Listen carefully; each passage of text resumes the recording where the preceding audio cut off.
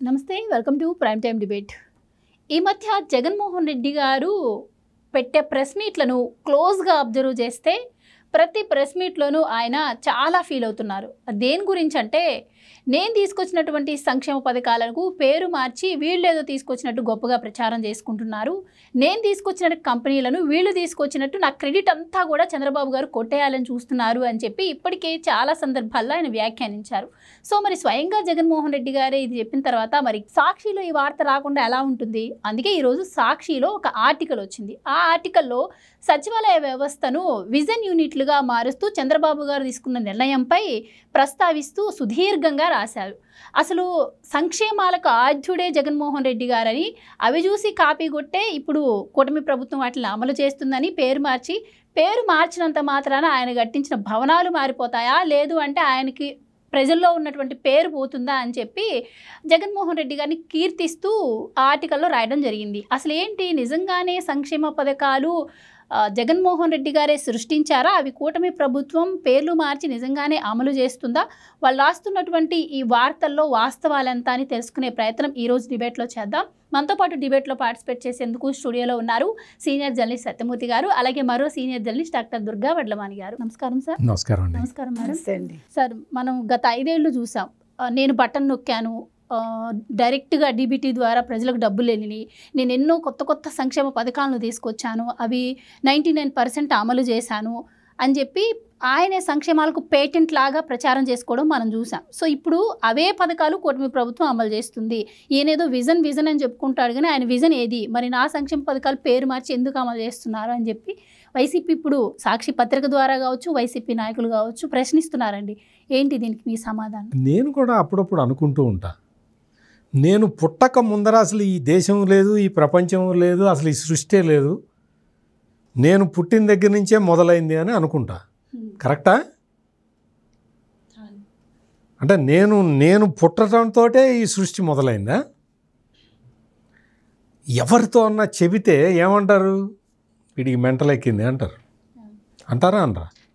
ఇప్పుడు పరిస్థితి అదే. నేను తెచ్చిన మారుతుంది. నువ్వు ఏం తెచ్చావు? నీకు ఏమైనా నాలెడ్జ్ ఉందా? నీకు ఏదైనా ఈ సమాజం పట్ల, ఈ సమాజం ఎటు పోతుంది, ఎటు పోవాలి, ఆ సమాజానికి కరెక్ట్ డైరెక్షన్ ఇవ్వాలి అన్న జ్ఞానం నీకుందా? నువ్వు ఎటు పోవాలో నీకు తెలియదు. నువ్వు ఇంకా సమాజానికి నువ్వేమి డైరెక్షన్ ఇవ్వగలుగుతావు? నేను కొత్త స్కీములు తెచ్చాను. ఏం స్కీమ్ తెచ్చావు? నువ్వు తెచ్చిన స్కీమ్ ఏంటి? కొత్తది చెప్పు. ఒక్కటి కొత్తది, ఇది నేను తెచ్చాను అని చెప్పమని జగన్మోహన్ రెడ్డిని. అమ్మఒడి వాళ్ళు తెచ్చింది అంటున్నారు, అలాగే రైతు భరోసా, వైఎస్ఆర్ రైతు భరోసా వాళ్ళు తీసుకొచ్చింది అంటున్నారు, నాడు నేడు పేరుతో బడుల రూపురేఖలు మార్చాము, అది కూడా మేము తీసుకొచ్చింది అంటున్నారు. ఇలా చాలా చెప్పుకుంటూ వస్తున్నారు సార్ వాళ్ళు. ఇప్పుడు మీరు చెప్పిన స్కీములన్నీ కాపీ స్కీములే. మీరు చెప్పినవన్నీ కూడా ఇతను స్టార్ట్ చేసింది ఏమీ లేదు ఇక్కడ. ఇతను ఇప్పుడు మొత్తం ఒక విద్యా రంగంలో, విద్యా వ్యవస్థలో ఈ జగన్మోహన్ రెడ్డి కాదు, వీళ్ళ నాన్న కూడా పుట్టక ముందరే ఒక స్కీమ్ ఉండేది, కేంద్ర ప్రభుత్వ స్కీమ్. ఆ స్కీము అంటే అది ఏంటి అంటే, మొత్తం ఈ స్కూళ్ళని డెవలప్ చేయటం, కట్టడం, తరగతి గదులు కట్టడం, స్కూళ్ళు నిర్మాణం చేయటం. దాన్ని ఎప్పుడో ఇందిరాగాంధీ టైం నుంచి అంతకు ముందు నుంచి కూడా ఇంప్లిమెంట్ చేస్తూ ఉన్నారు. ఏదైనా స్కీమ్ ఒకటి టేకప్ చేసినప్పుడు దానిలో మార్పులు చేసుకుంటూ వస్తారు over a period of time. Start చేసేటప్పుడు కేంద్ర ప్రభుత్వం ఏదైనా సరే కొన్ని స్కీములు 100% సబ్సిడైజ్డ్ ఇవి ఉంటాయి, కొన్ని 20% రాష్ట్ర ప్రభుత్వం ఇస్తే 80% కేంద్రం ఇచ్చేది ఉంటుంది, కొన్ని 50% ఉంటాయి. 50 రాష్ట్ర ప్రభుత్వం, 50 కేంద్ర ప్రభుత్వం ఇచ్చే స్కీమ్స్ ఉంటాయి. ఈ స్కీముల్లో వీటిని ఉపయోగించుకొని రాష్ట్ర ప్రభుత్వాలు వాళ్ళ స్కీమ్స్ని తయారు చేసుకుంటాయి.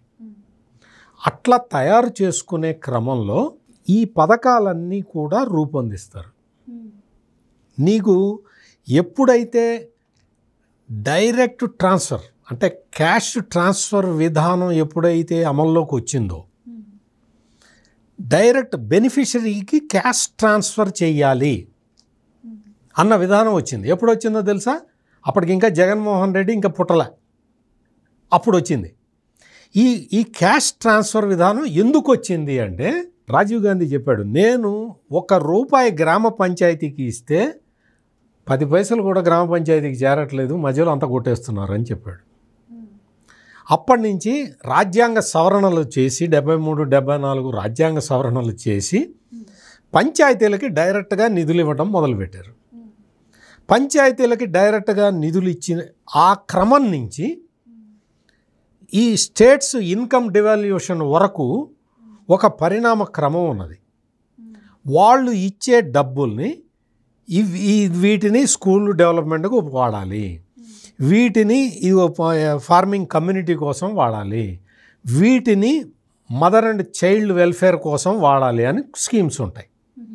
ఆ స్కీములను ఉపయోగించుకొని రాష్ట్ర ప్రభుత్వాలు తమ స్కీములు తయారు చేసుకుంటాయి. ఇవన్నీ తెలుసా జగన్మోహన్ రెడ్డికి? నాడు నేడు అని. నీ నాడు నేడు స్కీములో నువ్వు ఎన్ని స్కూళ్ళు బాగు చేయించావు? అసలు నీకు నాడు నేడు స్కీమ్కి డబ్బులు ఎక్కడి నుంచి వచ్చినాయి? నువ్వు ఎక్కడి నుంచి తీసుకొచ్చావు డబ్బులు? ఎక్కడి నుంచి పెట్టావు? Mother and child welfare department నుంచి వచ్చిన డబ్బుల్ని ఏం చేసావు? రైతులకి ఇన్పుట్ సబ్సిడీ అని ఇచ్చేవాళ్ళు, దేశానికి స్వాతంత్రం వచ్చిన దగ్గర నుంచి ఇస్తున్నారు. డ్రిప్ ఇరిగేషన్, డ్రిప్ సబ్సిడీ అని ఇచ్చేవాళ్ళు. ఎరువులు సబ్సిడీ ధరల మీద ఇచ్చేవాళ్ళు, పురుగు మందులు సబ్సిడీ ధరల మీద ఇచ్చేవాళ్ళు. ఆ స్కీములన్నీ ఎత్తేసి డైరెక్ట్ ట్రాన్స్ఫర్, డబ్బులు డైరెక్ట్గా పంపించే మెథడ్ వచ్చిన తర్వాత రైతులకి ఆ డబ్బుల్ని డైరెక్ట్గా వేస్తున్నారు. ఇది ప్రభుత్వాలు చేస్తున్న పని. జగన్మోహన్ రెడ్డి డ్రిప్ ఇరిగేషన్కి సబ్సిడీలు ఇచ్చాడా? ఇస్తే ఒక్కళ్ళని చెప్పమనండి. ఇన్పుట్ సబ్సిడీ అనేది ఒక్కళ్ళకైనా ఇచ్చాడా? భూసార పరీక్షలు రాష్ట్ర ప్రభుత్వమే చేయించాలి. ఎప్పుడన్నా జగన్మోహన్ రెడ్డి చేయించాడా? రైతులకి గైడెన్స్ ఇవ్వాలి, ఎప్పుడన్నా ఇచ్చాడా? అసలు ఇవన్నీ ఆయనకి తెలుసా? ఈ స్కీములన్నీ ఆపి కొంత లంసమ్ అమౌంట్ రైతులకి వేసేది ఆ జగన్మోహన్ రెడ్డి తెచ్చిన అద్భుతమైన స్కీమ్. ఇప్పుడు ఏంటి అంటే, వాటిని చంద్రబాబు నాయుడు అధికారంలోకి వచ్చిన తర్వాత ఇన్పుట్ సబ్సిడీని మళ్ళీ ఇవ్వటం మొదలుపెట్టాడు. డ్రిప్ ఇరిగేషన్ సబ్సిడీని మళ్ళీ పునరుద్ధరించాడు. ఇవన్నీ చేస్తూ అన్నదాత సుఖీభవ పథకాన్ని తీసుకొచ్చాడు. కావాలంటే చూడండి. ఎవరు గొప్ప? పాత స్కీములు ఆపి కొత్తది ఒకటి తీసుకొచ్చి అది ఇచ్చిన వాడు గొప్ప, పాత స్కీములు అన్నీ కూడా కంటిన్యూ చేస్తూ రైతులకి డైరెక్ట్ క్యాష్ ట్రాన్స్ఫర్ ఇచ్చేవాడు గొప్ప. ఈ డైరెక్ట్ క్యాష్ ట్రాన్స్ఫర్లో కూడా కేంద్రం ఎంత ఇస్తున్నది, నువ్వెంత ఇస్తున్నావు? ఇవన్నీ ఉంటాయి. ఇవన్నీ కూడా తెలిసినోడికి వాళ్ళందరికీ అర్థమవుతున్నది ఈ జగన్మోహన్ రెడ్డి ఆడే డ్రామాలన్నీ. కానీ కొంతమంది గొర్రెలకి ఇవి అర్థం కాక, జగన్ మా అన్నే ఇచ్చాడు, మా అన్న పుట్టక ముందు అసలు ఈ సృష్టి లేదు అనేవాళ్ళు ఉన్నారు. ఏం చెబుతాం ఇంకా? అందుకని ఇక్కడ మొత్తం కూడా ఫీజు రియంబర్స్మెంట్, మా నాన్న తెచ్చాడు, మా నాన్న తెచ్చాడు. మరి మీ నాన్న తెచ్చిన ఫీజు రియంబర్స్మెంట్ బకాయిలు ఎందుకు పెట్టావు? ఎందుకు క్లియర్ చేయలేదు? అసలు నువ్వు ఫీజు రియంబర్స్మెంట్ని తీసుకొచ్చి ప్రభుత్వ విద్యా వ్యవస్థని సర్వనాశనం చేసావు. ఆరోగ్యశ్రీ అని తీసుకొచ్చావు. ప్రభుత్వం ఇవ్వాల్సిన ప్రాథమిక ఆరోగ్య కేంద్రాల్లో పారాసెటమాల్ టాబ్లెట్లు కూడా ఇవ్వకుండా చేసావు. ఏం చేసావు? ఎవరికి మేలు చేసావు? ప్రైవేటు ఆసుపత్రులకి, ప్రైవేటు కళాశాలలకి మేలు చేశాడు మీ నాన్న, నువ్వు అదే చేసావు. ఇప్పుడు ఏం చేస్తున్నారు? ఇప్పుడు జరుగుతున్నది ఏంటి? ప్రభుత్వ విద్యా వ్యవస్థని గాడిలో పెడుతూ ఉన్నారు. అందుకనే ఈరోజు గవర్నమెంట్ స్కూల్స్లో విద్యార్థుల సంఖ్య విపరీతంగా పెరిగింది. ఏ రోజునైనా సరే చంద్రబాబు నాయుడు ముఖ్యమంత్రిగా ఉన్నప్పుడు స్కూల్ డ్రాప్అవుట్స్ మీద ప్రత్యేకమైన శ్రద్ధ పెడతాడు. మధ్యాహ్న భోజన పథకం అవన్నీ తీసుకురావటం, ఇవన్నీ చేసిన కార్యక్రమాలన్నిటి వల్ల డ్రాప్అవుట్స్ తగ్గేవాళ్ళు. చంద్రబాబు నాయుడు ఎప్పుడు ముఖ్యమంత్రి అయినా జగన్మోహన్ రెడ్డి టైంలో డ్రాప్ అవుట్స్ పెరిగారు. చూసుకోండి, లెక్కలు చూసుకోండి. విద్యా వ్యవస్థని సర్వనాశనం చేసి నువ్వు బైజూజోడికి ట్యాబ్కి డబ్బులు సగం నీకు సగం నాకు అని మాట్లాడుకొని నాడు నేడు అని పెట్టి స్కూళ్ళని మరింత దరిద్రం చేసి నువ్వు అసలు ఏ స్కూల్ని బాగు చేసావు? ముందు రంగేయటం తప్ప నువ్వు ఏ స్కూలు కన్నా ఒక్క బల్ల కొత్తది కొన్నావా జగన్మోహన్ రెడ్డి? బిల్లులు చూపించు. నేను ఈ స్కూల్కి కొత్త బల్లలు కొన్నాను, ఇదిగో బిల్లు అని చూపించు. ఇటు అంటే వ్యవస్థల్ని సర్వనాశనం చేసి కేంద్రం ఇచ్చే పథకాలని తన పథకాలుగా చెప్పుకొని కాలం గడిపి ఈ కాలం గడిపాడు కాబట్టే ప్రజలు అర్థం చేసుకున్నారు, తీసుకెళ్ళి డస్ట్బిన్లో అట్టడుగును పడేసి. ఇప్పుడు జగన్మోహన్ రెడ్డి గారైనా ఈ ఆర్టికల్లో వచ్చిన కథనమైనా లేకపోతే వైసీపీ మాటలని ఏం చూసినా కూడా మా సంక్షేమ పథకాలను మా పెట్టుబడులను వీళ్ళు ప్రచారం చేసుకుంటున్నారు, పేర్లు మార్చి అంటున్నారు. లైక్ వాళ్ళన్న విషయాన్నే తీసుకుందాం, పేర్లు మార్చి వాళ్ళు కానీ వాటిని అయితే ఎత్తేయలేదు కదా, అమలైతే చేసి ప్రజలకు లబ్ధి చేకూరుస్తూ ఉన్నారు వాళ్ళన్న దాని ప్రకారం మనం చూసుకున్నా కూడా. మరి అదే జగన్మోహన్ రెడ్డి గారు 5 ఏళ్ళు ఎందుకు చేయలేకపోయారు? ఆయన ప్రజాభవనం కూల్చివేతతో ఎందుకు పరిపాలన స్టార్ట్ చేశారు? అంటే ఆయన 19తో 5 సంవత్సరాలు పరిపాలించాడు అనుకోవచ్చు. అంటే చంద్రబాబు గారు తలపెట్టిన పోలవరం అమరావతిని నిర్వీర్యం చేసి, అంటే ఆయన ఉనికి, ఆయన ప్రస్తావన, ఆయన ఎక్కడ ఎవరికి వినిపించకూడదు కనిపించకూడదు అని చెప్పి ఆయన పరిపాలన చేశారు అనుకోవచ్చా? అది సంక్షేమం ఏదైనా పేరు మార్చినా అది ప్రజలకు ఎంత మేర ఉపయోగపడింది అని ఆలోచించే వాళ్ళు గొప్ప, ఇలాంటి వాళ్ళు గొప్ప అంటారా? మీ ఉద్దేశం ఏంటి? అసలు మన ఈ ప్రశ్న రాసిన సీనియర్ జర్నలిస్ట్ని అడగాలి యాక్చువల్గా. కాకపోతే అతనికి అవంత తెలుసో లేదో మనకు తెలియదు, ఎందుకంటే కళ్ళు మూసుకుపోయిన వాళ్ళు అలా రాయగలరు. ఆయన ఏ పేపర్లో ఉంటే ఆ పేపర్ అదే, అంటే వాళ్ళు ఆ రకంగా ఉంటారు. మనం అలా కాదు కాబట్టి మనం వాస్తవాలే మాట్లాడతాం.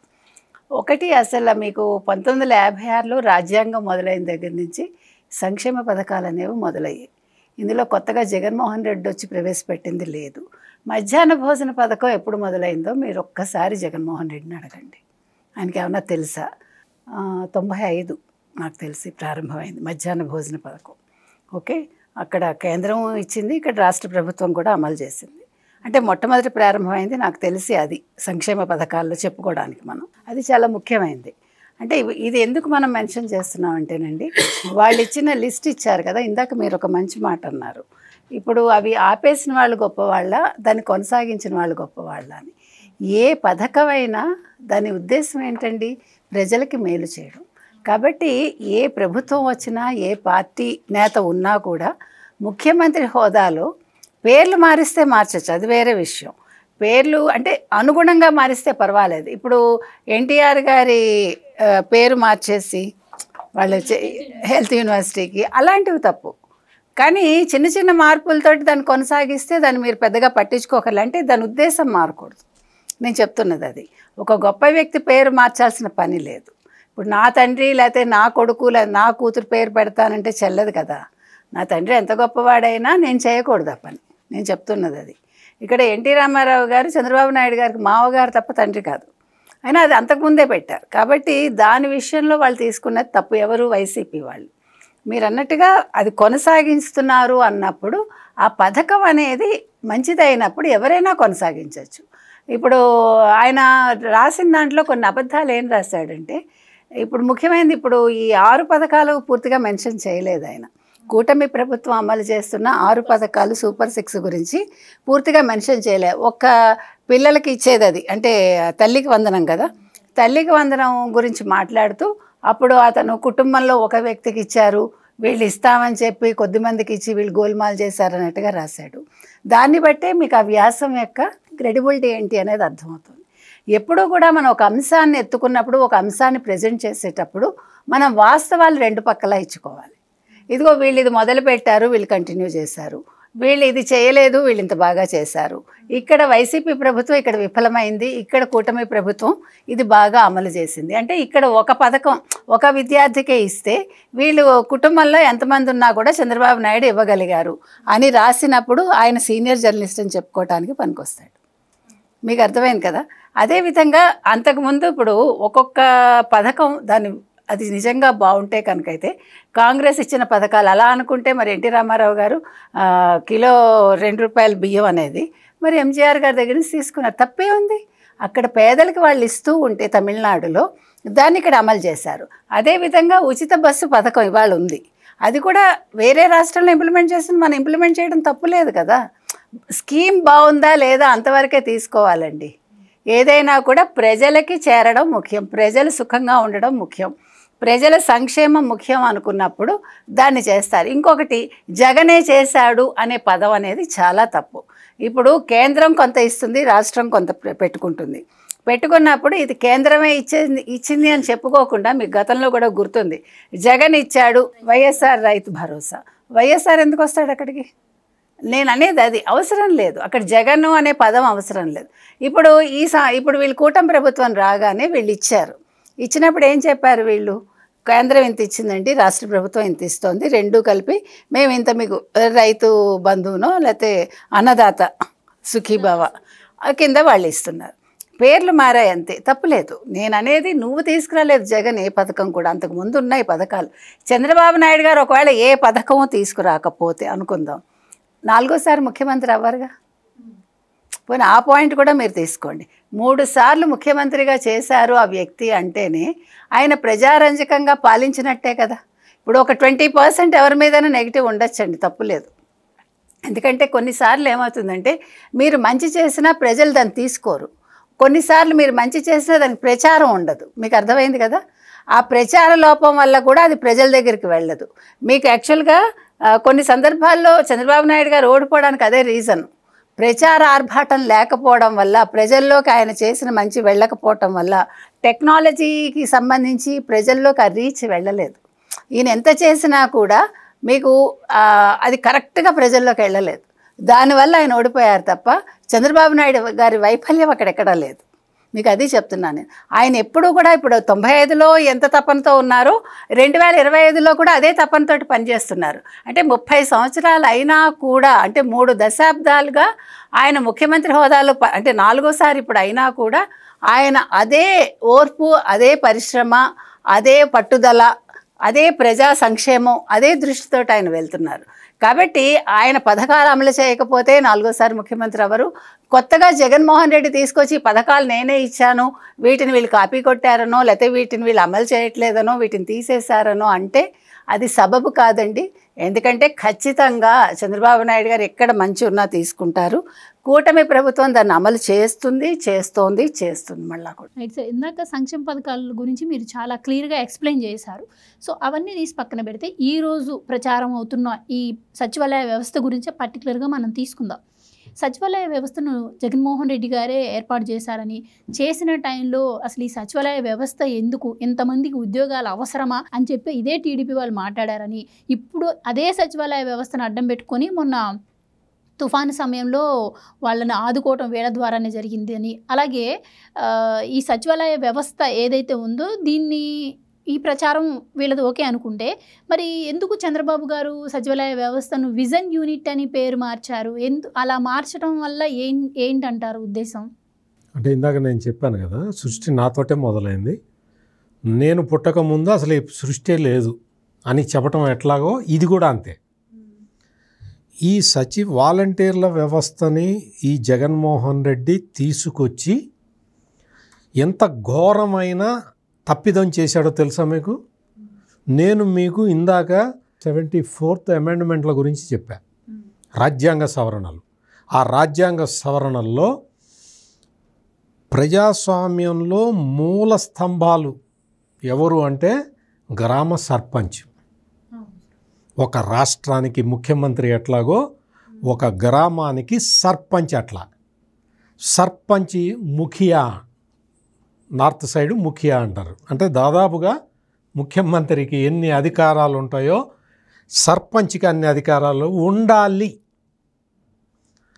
సర్పంచ్ వ్యవస్థ ఉన్నది, వాళ్ళకి ఆ సర్పంచ్ వ్యవస్థకి అనుబంధంగా ఈ పేరు ఏదైనా పెట్టు, గవర్నమెంట్ ఎంప్లాయీస్ ఉంటారు అందులో.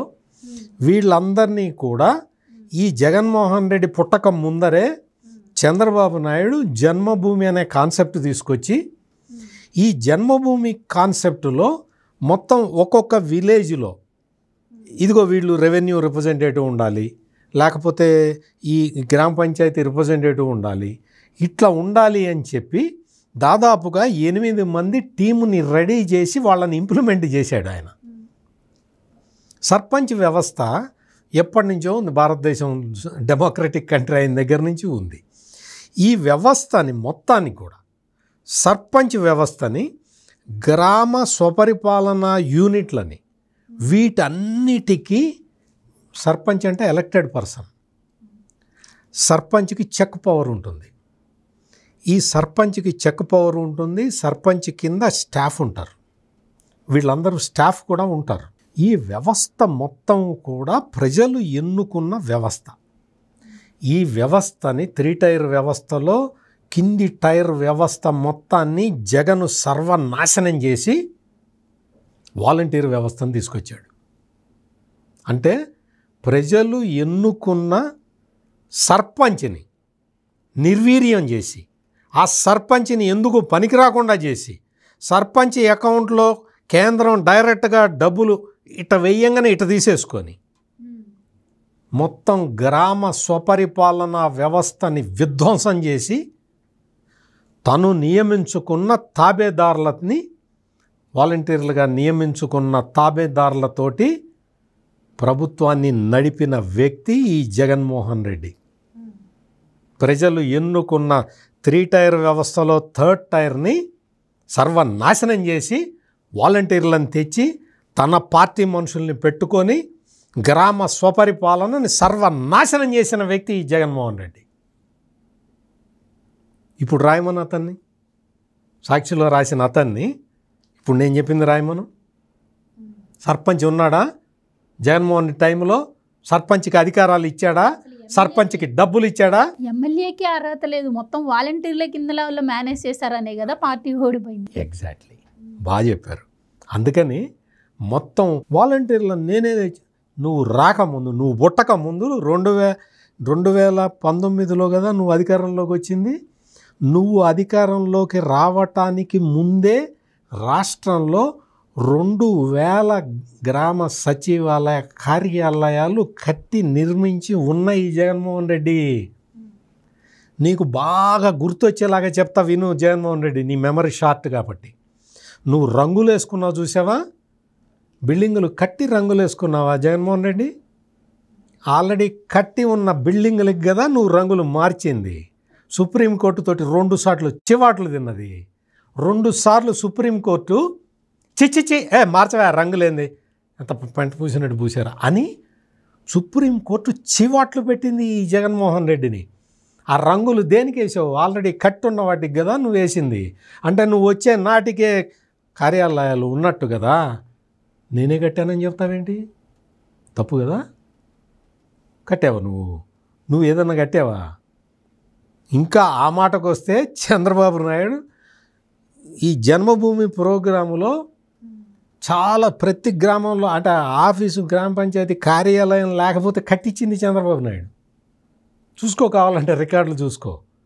ఇప్పుడు వచ్చి నేను పెట్టా ఏం పెట్టావు నువ్వు? ఏం పెట్టావు? ఉన్న వ్యవస్థని సర్వనాశనం చేసిన వ్యక్తివి నువ్వు. ఇవన్నీ జర్నలిస్టులుగా తెలుసుకొని రాయాలి తప్ప జగన్మోహన్ రెడ్డి వాలంటీర్లను తెస్తే అది తీసేశాడు, చంద్రబాబు నాయుడు తీసేశాడు అని రాయటం ఏమి జర్నలిజమే అది? నీకు ఈ వ్యవస్థని సర్వనాశనం చేసిన జగన్మోహన్ రెడ్డి నీకు ఆదర్శనీయుడా? నువ్వు ఆ జగన్మోహన్ రెడ్డిని పొగుడుతూ రాస్తావా? ఇక్కడ గ్రామ స్వపరిపాలన వ్యవస్థ మొత్తాన్ని సర్వనాశనం చేసిన ఈ జగన్మోహన్ రెడ్డి ఇంకా డెమోక్రటిక్గా పరిపాలించాడు అంటే దానికి ఏమన్నా ఒక లాజిక్ అందుతుందా? ఈ మొత్తం వ్యవస్థ మొత్తాన్ని కుప్పిటిలో పెట్టుకోవటానికి జగన్మోహన్ రెడ్డి ఆడిన కపట నాటకం. చంద్రబాబు నాయుడు మొన్న ఏం చెప్పాడు అంటే, గ్రామం ఒక యూనిట్గా విజన్ డాక్యుమెంట్ రూపొందించుకోవాలి అని చెప్పాడు.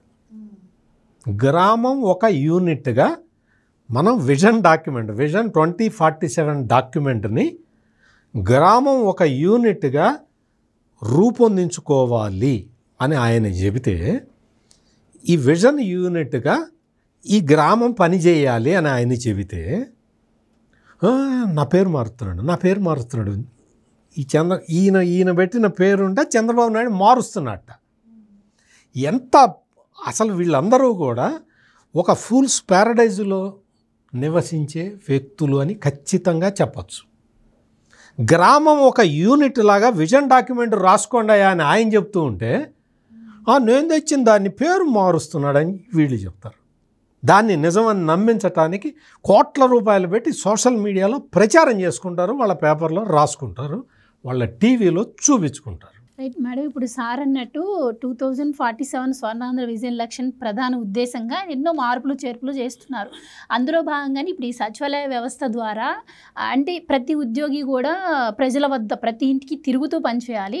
సో దీంట్లో మనం విజన్ని యాడ్ చేసి ఇంకా టెక్నాలజీని పెంచితే ఇంకా పారదర్శకంగా త్వరితగతిన సేవలు ప్రజలకు అందుతాయి అన్న ఉద్దేశంతో ఈరోజు ఆయన చంద్రబాబు గారు ఈ విజన్ అనే పదాన్ని తీసుకురావడం, మార్పు చేయడం జరిగింది. సో దాని ద్వారా ప్రజలకి ఎంత మంచి జరుగుతుంది, ఎంత పారదర్శకంగా జరిగే అవకాశం ఉంది అన్న విషయాన్ని పక్కన పెట్టి కేవలం పథకాల పేర్లు మారుస్తున్నారు, మా పథకాలను కాపీ కొడుతున్నారు అని చెప్పి ప్రచారం చేయడం ఎంతవరకు కరెక్ట్ అంటారు? అండ్ ముఖ్యంగా నేను చదివిన దాని ప్రకారం ఈ విజన్ ఏదైతే ఉందో, ఈ విజన్ యూనిట్ పద్ధతి ఏదైతే ఉందో దీని ద్వారా కొన్ని అంటే ఇప్పటి వరకు మన సచివాలయాల్లో ధృవపత్రాలు, రికార్డులు, పెన్షన్లు, ఆరోగ్య పథకాలు లాంటి సేవలే అందించేవాళ్ళు. ఇవి మరింత వేగంగా, సమర్థవంతంగా, సాంకేతికత ఆధారంగా అందించడానికే నూతన మార్గాలను అన్వేషిస్తూ దీన్ని తీసుకురావడం జరిగింది అని చెప్పి ఇప్పుడు దీని ద్వారా అయితే ట్రాకింగ్ సిస్టమ్ కావచ్చు, ఆన్లైన్ ప్రాసెసింగ్ వంటి డిజిలాకర్ ఇవన్నీ కూడా యాడ్ చేస్తే ప్రజలు కార్యాలయం వద్దకు వచ్చే పని ఉండదు, అలాగే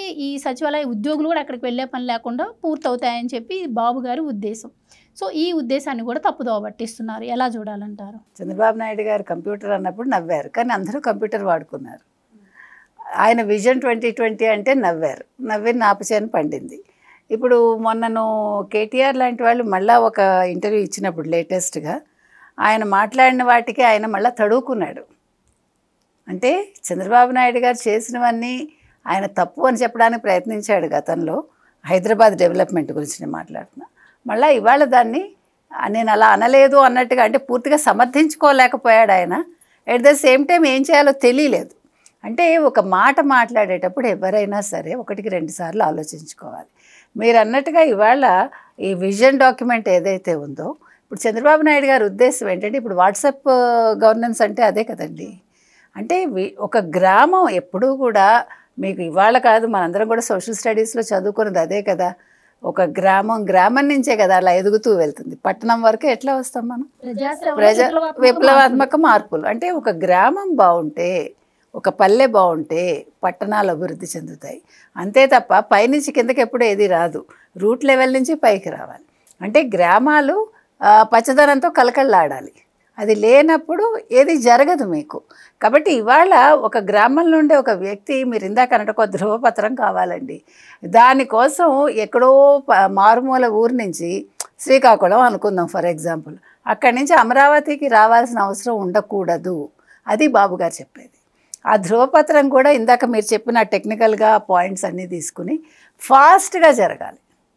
ఇక్కడ ట్రాకింగ్ సిస్టమ్ మీరు అన్నారు అంటే ఎంతవరకు వచ్చింది, ఇతను ఒక అప్లికేషన్ పెడతాడు, అప్లికేషన్ ప్రాసెస్ అయిందా లేదా, అది ఎంతవరకు వచ్చింది, అతనికి ఏ డేట్కి దాన్ని అందజేయగలరు వీళ్ళు, ఈలోగా సంతకాలు అయ్యాయా లేదా, అంటే ఆ ట్రాకింగ్ సిస్టమ్. ఇప్పుడు మనం చూడండి జీపీఎస్ ఎందుకు వాడుతున్నాం, ఇప్పుడు కొత్త వాళ్ళు వస్తారు మన ఇంటికి, జీపీఎస్ పెట్టుకుంటారు, మనం వాళ్ళ ఇంటికి వెళ్ళే వరకు రాత్రి లేట్ అయితే మనం జీపీఎస్ చూసుకుంటున్నాంగా, ట్రాకింగ్ సిస్టమే కాదు. అలాగే ఇది కూడా అంటే విజన్ అంటే అది, అంటే మీరు సాంకేతికతని విజన్తో జోడించి ముందు జరగబోయేదాన్ని మీరు ఇప్పుడు చెప్తారు. విజన్ అంటే ఏంటి, అంతే కదా, జరగబోయేది మనం ఈ రకంగా మీకు జరుగుతుంది. మైగో నువ్వు అప్లికేషన్ పెట్టావయ్యా, నీకు పలానా రోజుకి అయ్యే అవకాశం ఉంది. మేబీ ఎగ్జాక్ట్గా ఆ రోజు జరగచ్చు, జరగకపోవచ్చు, ఎందుకంటే ఆ కన్సర్న్ పర్సన్ ఏదైనా రావచ్చు, సీట్లో ఉండకపోవచ్చు, సంతకం పెట్టకపోవచ్చు, బట్ అప్రాక్సిమేట్గా we can say. Some times అది మనం ఎగ్జాక్ట్గా కూడా ఇస్తాం మనం, కానీ ఎప్పుడు ప్రతిదానికి కూడా మనం అక్యురేట్గానే చెప్తాం మనం. కాబట్టి అది విజన్ అంటే. ఆ విజన్ కోసం ఆయన తాపత్రయపడుతున్నారు. ఇవాళ గ్రామంలో ఈ విజన్ ఇంప్లిమెంట్ అయితే ఆటోమేటిక్గా గ్రామాలన్నీ అభివృద్ధి చెందితే ప్రజలు కష్టపడకుండా సుఖంగా వాళ్ళ పనులు వాళ్ళు చేసుకోగలరు. ఇవాళ ఒక జనన సర్టిఫికేట్ కావచ్చు, లేదు ఒక ఏ సర్టిఫికేట్స్ అయినా ఏవైనా, లేదు మీ పెన్షన్కి సంబంధించి అయినా ఏదైనా కూడా, అంటే ఇవాళ అన్నీ కూడా ఆన్లైన్ అయిపోయాయి. కాబట్టి గతంలో అంటే రికార్డ్స్ చేతి మాన్యువల్గా రాసుకోవటం ఇవన్నీ ఉండేవి. ఇప్పుడు అదేదీ లేదు. ఇప్పుడు మీరు అన్నట్టుగా ఇవాళ ఒక 70 ఏళ్ళు 80 ఏళ్ళ వాళ్ళు కూడా టెక్నాలజీ వాడుకుంటున్నారు, తెలియకపోతే తెలుసుకుంటున్నారు. ఇవాళ మారుమూల ముసలమ్మలు ఎట్లా వాడుతున్నారండి, వాట్సాప్ ఎట్లా చూస్తున్నారు, వాళ్ళు రీల్స్ చేస్తున్నారు, మనకు తెలుసు. So this is what vision అంటే, దిస్ ఈజ్ వాట్ టెక్నాలజీ అంటే. కొత్తగా ఏమీ ఉండదు అక్కడ, అదేదో అద్భుతాలు ఏమి ఉండవు అక్కడ. మాంత్రికుడు ఏదో తీసుకొచ్చి మనకి మాయాజాలం చూపించాడు. ఈ కంప్యూటరే ఒక మాయాజాలం. ఒకప్పుడు టీవీలు మాయాజాలంగా ఉండేవి అందరికీ. అందుకని ఎప్పటికప్పుడు అద్భుతాలే. ప్రతి ఒక్క టెక్నికల్గా మనకు వచ్చే ఆవిష్కరణలు అన్నీ కూడా అద్భుతాలే. కొన్ని రోజులకి అవి పాతబడిపోతాయి. కాబట్టి ఇవాళ ఆయన విజన్ 2047 అంటే 47 కంటే ముందే ఇవన్నీ అమలైపోయి 47 నాటికి ఇంకేదో కొత్తది వస్తుంది, అది నేను చెప్తున్నా. కాబట్టి ఇవాళ చంద్రబాబు అంటే ఇక్కడ ఒక్కటే ప్రాబ్లం ఏంటంటేనండి, వైసీపీ వాళ్ళకి, ఆయన ఇప్పుడు మీరు గమనించారు, వాళ్ళు ఓడిపోగానే ఫస్ట్ ఈవీఎంల మీద పడ్డారు. తర్వాత మేము అభివృద్ధి తీసుకొచ్చామని చెప్పడానికి ప్రయత్నించారు, వాళ్ళ వల్ల కాలేదు. వాళ్ళు ఎందుకు ఓడిపోయారు అనేది ఆత్మవిమర్శ చేసుకోకుండా దాన్ని చంద్రబాబు నాయుడు గారికి ఎట్లాగా ఆపాదించాలి అనే దాంట్లో వాళ్ళు ఒక పరిశోధన చేసి లేటెస్ట్గా కూడా వాళ్ళు మేము ఇగో ఇప్పుడు ఈ సంక్షేమాలే తీసుకోండి, ఇగో ఇవన్నీ మేము చేసేసాము, దీన్ని వాళ్ళు చంద్రబాబు నాయుడు గారు వాడేసుకుంటున్నారు. మన గూగుల్ ఏఐ డేటా సెంటర్ రాగానే కాదు దీన్ని నేనే మొదలుపెట్టాను అని పరిగెట్టుకొచ్చాడు యూరప్ నుంచి. 2 రోజుల ముందే వచ్చేసి, అంటే నువ్వు టెక్నాలజీ నీకు తెలియకపోయినా టెక్నాలజీకి నేనే ఆద్యుడిని చెప్పుకోవటానికి జగన్మోహన్ రెడ్డి ప్రయత్నిస్తున్నాడు. ఆ ప్రయత్నంలో భాగంగా ఇవాళ ఈ సీనియర్ జర్నలిస్ట్ అనే వ్యక్తి ఇవాళ ఈ వ్యాసం రాయటం జరిగింది. నేను ఇప్పుడు కూడా చెప్తున్నానండి, వ్యాసం రాయడం తప్పు కాదు, రాసిన విధానం తప్పు. మనం ఎప్పుడూ కూడా ఫ్యాక్ట్ చెకింగ్ చేసుకోవాలి, ఫ్యాక్ట్సే ఇవ్వాలి. మనం ఏది ఇచ్చినా కూడా 2 పక్కల మనం అనలైజ్ చేసి మనం ఫైనల్ డ్రాఫ్ట్ ఇవ్వాలి తప్ప వన్ సైడెడ్గా నాకు ఈ పార్టీ ఇష్టమనో ఈ వ్యక్తి ఇష్టమనో మనం చేయకూడదు. చేస్తే అది వ్యాసం అవ్వదు, అంతకంటే అది పత్రిక అవ్వదు. కాబట్టి అది వాళ్ళ ఏమనాలి, బులెటిన్ అనాలా, లేదు వాళ్ళ కరపత్రంగా మనం భావించవచ్చు సాక్షి పేపర్ని, లేదు సాక్షి డిజిటల్ని. కాబట్టి ఇవాళ ఏ సంక్షేమాలు అమలు చేసినా చంద్రబాబు నాయుడు గారు కావచ్చు, కూటమి ప్రభుత్వం కావచ్చు, ప్రజా శ్రేయస్సు దృష్టిలో పెట్టుకుని చేస్తున్నారండి. విజన్ అనేది కూడా ఆ విధంగానే జరుగుతోంది. ఇవాళ గ్రామాలు ఒక విజన్ యూనిట్లుగా మారుతున్నాయంటే ప్రజలకి అన్ని సౌకర్యం అంటే వాళ్ళకి కావాల్సిన సకల సదుపాయాలు లేకపోతే అవన్నీ కూడా వాళ్ళకి అరచేతిలో అందించడానికి వాళ్ళు ప్రయత్నిస్తున్నారు. అందులో భాగంగానే ఇది రూపొందించడం జరిగింది. వాళ్ళ విజన్ యూనిట్ కావచ్చు, మరొకటి కావచ్చు. ఇది ప్రజలకు అర్థమవుతుంది. ప్రజలు చాలా సూక్ష్మగ్రాహులండి, వాళ్ళు ప్రతిదీ చాలా తొందరగా అందిపుచ్చుకుంటారు. మీరు ఏ పనైనా ఇప్పుడు మనం అనుకుంటాం మనకే కంప్యూటర్ తెలుసని, సారీ కాదు, మనకంటే ఫాస్ట్గా వాళ్ళు తెలుసుకుంటారు. కాబట్టి చదువుకి టెక్నాలజీకి సంబంధం లేదు. నేర్చుకోవటం అనేది పెద్దగా అక్షర జ్ఞానం లేకపోయినా నేర్చుకోవచ్చు. కాబట్టి విజన్ యూనిట్ అని పెట్టడం అనేది చాలా అంటే దానికి యాప్ట్గా ఉందని నా ఉద్దేశం. సార్, ఇక్కడ జగన్ పేరు ప్రజల గుండెల్లో ఎక్కడ నిలిచిపోతుందో అన్న భయంతోనే ఆయన పథకాలు పేరు మార్చి ఆయన ప్రజల నుంచి దూరం చేద్దామన్న ఉద్దేశంతోనే మారుస్తున్నారు. అలాగే జగనన్న గోరుముద్దను కూడా మధ్యాహ్న భోజన పథకం కిందకు మార్చారు. ఇదేంటి మరి జగన్ని జనాలకు దూరం చేయడం కాదా అన్న ఉద్దేశంతో ఉంది సార్. మీ ఉద్దేశం ఏంటి?